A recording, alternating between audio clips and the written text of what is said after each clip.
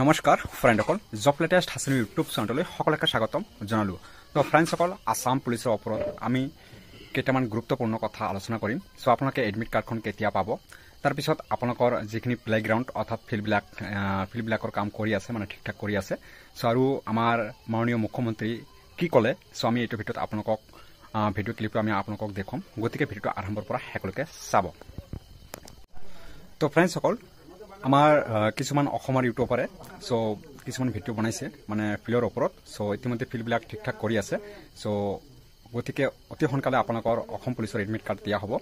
চ' আৰু কোনবিলাক ফিল্ড ঠিক কৰি আছে, চ' আপোনালোকৰ এডমিট কাৰ্ড কেতিয়া পাব, চ' সম্পূৰ্ণ ডিটেইলছ আমি আপোনালোকক ক'ম। আৰু প্ৰথমে আমি আপোনালোকক যিখিনি ভিডিঅ' ক্লিপ আছে আৰু ফিল্ডবিলাকৰ ভিডিঅ' ক্লিপটো আমি আপোনালোকক দেখুৱাম আৰু আমাৰ মাননীয় মুখ্যমন্ত্ৰী ছাৰে কি কৈছে, চ' আপোনালোকক আগতে আমি দেখুৱাই লওক। তাৰপিছত আমি এডমিট কাৰ্ড কেতিয়া দিব সেই বিষয়ে আমি আলোচনা কৰিম। অ'কে, তো ফ্ৰেণ্ডসকল এইখিনি হৈছে গুৱাহাটী কাহিলীপাৰাৰ প্লেগ্ৰাউণ্ড হয় আৰু সেই ফিল্ডখিনিত আপোনালোকৰ ইণ্টাৰভিউ হ'ব অসম পুলিচৰ। চ' আপোনালোকে নিশ্চয় ফিল্ডখিনি দেখিবলৈ পাইছা। ইয়াত সকলো ঠিক ঠাক কৰি আছে। চ' আমাৰ লগতে আমাৰ ফ্ৰেণ্ডৰ কাৰণে ৰিকুৱেষ্ট থাকিল। চ' বহুত কষ্টৰ মাধ্যমে এই ফিল্ডখিনি তেওঁ ৰেকৰ্ডিং কৰিছে। চ' ফ্ৰেণ্ডসকল তেওঁ এজন ইউটিউবাৰে হয়। চ' আৰু তেওঁ মাননীয় মুখ্যমন্ত্ৰীৰ ওচৰত তেওঁ মানে বহুত কষ্টৰে গৈ তেওঁ এডমিট কাৰ্ড কেতিয়া দিব সেইখিনি কথা সুধিছিল। চ' আৰু নিশ্চয় আমি এই ভিডিঅ'টোত আমি সেই ক্লিপটো আমি দেখুৱাম। চ' আপোনালোকে চাই ল'ব। ইয়াত আপোনালোকে চাওক লং জাম্পৰ ট্ৰিকখিনি ইয়াত ঠিক ঠাক কৰিছে। চ' আৰু তাৰ বাওঁফালে ইয়াত চাওক আপোনালোকৰ ছেটআপখিনি ঠিক ঠাক কৰিছে। চ' লগতে আপোনালোকৰ কি ক'ম আৰু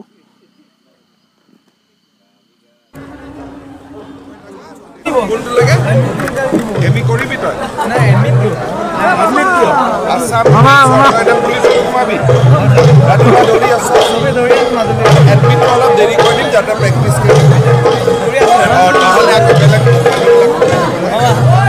তো ফ্ৰেণ্ডসকল আপোনালোকে নিশ্চয় ফিল্ডবিলাক দেখিলা। চ' তাৰপিছত আমাৰ মাননীয় মুখ্যমন্ত্ৰী ছাৰে কি ক'লে, চ' অসম পুলিচৰ এডমিট কাৰ্ড দিয়া হ'ব কিছুদিন পিছত। চ' এইখিনি আমাৰ মাননীয় মুখ্যমন্ত্ৰী ছাৰে ক'লে। চ' এতিয়া হৈছে আপোনালোকৰ যিখিনি এডমিট কাৰ্ড, চ' এই এডমিট কাৰ্ডৰ ওপৰতে বহুতো ইউটিউবাৰে ভিডিঅ' বনাইছে। চ' আজিলৈকে মানে এডমিট কাৰ্ডৰ কোনো ধৰণৰ নটিচ দিয়া নাই, অৰ্থাৎ আপোনালোকৰ ইউটিউবাৰবিলাকে মানে ডেট দিয়া হৈছে যে অমুক তাৰিখে বা অমুক ডেটত আপোনালোকৰ এডমিট কাৰ্ডখন ৰিলিজ হ'ব। চ' এতিয়া কথাটো হৈছে ফ্ৰেণ্ডসকল, যেতিয়া আপোনালোকৰ এডমিট কাৰ্ডখিনি খোল খাব বা মুকলি হ'ব, তেতিয়া আপোনালোকৰ আসাম পুলিচৰ অফিচিয়েল ৱেবছাইটত এখন নটিচ আহিব। আৰু লগতে আমাৰ অসমৰ আটাইতকৈ জবৰ এখন ৱেবছাইট আছে, সেইখিনি আপোনালোকৰ নিশ্চয় জানা। চ' আসাম কেৰিয়াৰ। চ' সেইখিনিত আপোনালোকৰ ডিটেইলছবিলাক জানিব পাৰিব। লগতে আপোনালোকৰ এতিয়া হৈছে এডমিট কাৰ্ড কেতিয়া দিব। চ' এডমিট কাৰ্ড আপোনালোকৰ মানে ফেব্ৰুৱাৰী ফাৰ্ষ্ট উইকত অৰ্থাৎ দিব পাৰে। আৰু যদি ফাৰ্ষ্ট উইকত আপোনালোকৰ দিয়ে তেনেহ'লে আপোনালোকৰ 10-15 দিনৰ পিছতে আপোনালোকৰ ইণ্টাৰভিউখিনি আৰম্ভ হ'ব। চ' এইখিনি আমি আপোনালোকক জনালোঁ। আৰু লগতে যিখিনি মানে ফিল্ডবিলাক ঠিক কৰিছে, চ' এইবিলাক কিবা প্ৰগ্ৰামৰ কাৰণে ফিল্ডবিলাক মানে ঠিক ঠাক কৰি আছে। মানে চাওক মানে প্ৰত্যেকটো এটা হেডকোৱাৰ্টাৰৰ মানে ৰেজিং ডে থাকে। তো তাৰপিছত যেনেকুৱা আমাৰ 26 AP বেটেলিয়নত মানে ৰেজিং ডে আহি আছে। চ' 21 তাৰিখে। গতিকে আমাৰ সেই ফিল্ডখিনি ঠিক ঠাক কৰিছে ৰেজিং ডেৰ কাৰণে মানে প্ৰেড হ'ব বুলি। চ' আৰু যিখিনি কাহিলীপাৰাৰ মানে ফিল্ডটো ঠিক কৰিছে, চ' সেইখিনি মানে ইণ্টাৰভিউৰ কাৰণে নহয়। চ' এখন ৰিফ্ৰেছাৰ ট্ৰেইনিঙৰ কাৰণে সেইখিনি ফিল্ডখিনি ঠিক কৰা হৈছে।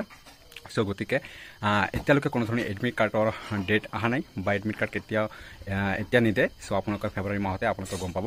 চ' আজি ভিডিঅ' ইয়ালৈকে। যদি ভিডিঅ'টো ভাল লাগে তেনেহ'লে প্লিজ লাইক কৰিব আৰু আপোনালোকৰ বন্ধু বান্ধৱীসকলৰ মাজত শ্বেয়াৰ কৰিব। জয় আই অসম।